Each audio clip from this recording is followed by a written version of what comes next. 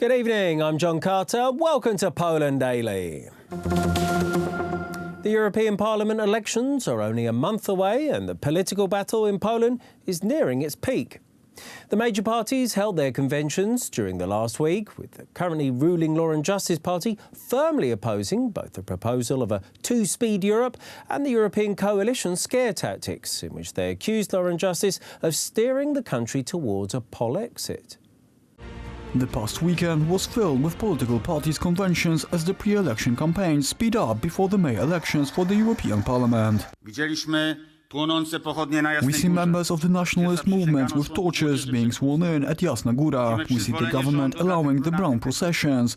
We see that just before the elections they once again say they love Europe, but they show the exact opposite. Naszą ideą jest zrównoważony rozwój. Our main goal is equal development. We want this development not because we are representatives of some kind of ideology. We want this as Poles because the Polish nation has to be a community, but the community must be something real. Polska, naród polski, to musi być wspólnota.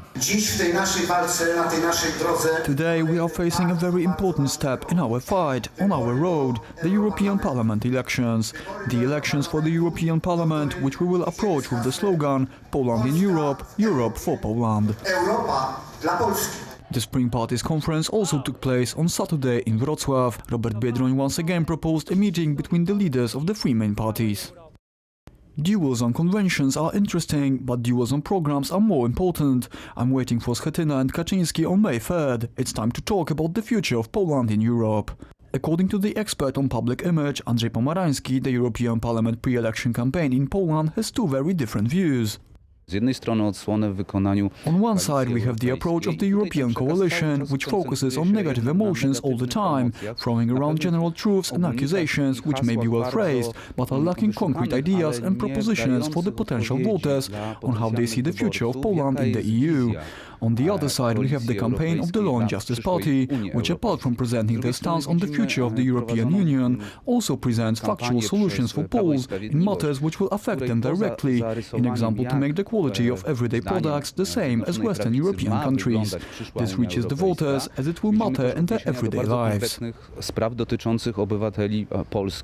The European Parliament elections will take place on May 26th. Poles will be choosing 52 MEPs in 13 constituencies. 2 days from now, on May the 1st, Poland will be celebrating the 15th anniversary of European Union membership. Many festivities will be held all across the country. The Minister of Investment and Development, Jerzy Kwieciński, summed up the benefits of the cohesion policy of the European Union. Thanks to Poland's presence in the European Union and the support Poland is receiving on the basis of the EU cohesion policy, we were able to realize over 200,000 investments in our country. We were given 675 billion zlotys, most of which has already been spent to aid investments. We can say that thanks to the European funds and our presence in the EU, Poland is a completely different country when compared to the state we were in back in 2004. At that point we said we could do this, but in reality, thanks to us being a part of the European Union and making use of the cohesion policy, we were able to accomplish certain goals. The new Spanish nationalist Vox Party was the big winner in an otherwise inconclusive Spanish election. Vox, which won only 0.2% of the vote in 2016, received 10.3%.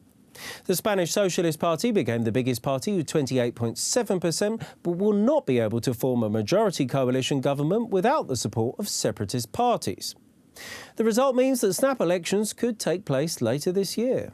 Spain's far-right party leader Santiago Abascal said his party achieved a great feat in the national vote, and it was just getting started. Abascal's Vox Party clinched 24 seats in the national parliament following the vote on Sunday, a first for the far-right in 4 decades.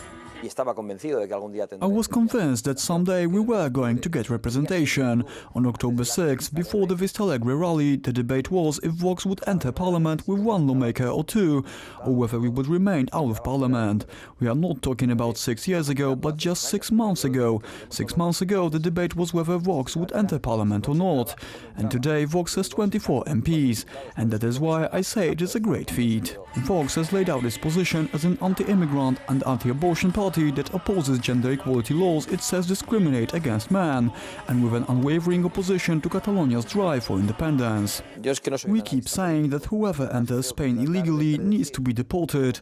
We don't know if we are going to gain more votes with this position, but we are not saying it to win votes. We believe it is a common sense issue and we have to defend it. We don't think this is a far right or left issue. I am sure that there are a lot of people watching in their homes who are left-wing supporters, and they are worried about illegal immigration, mass migration, or that borders are not being respected. The inconclusive result of the election is likely to result in snap elections later this year.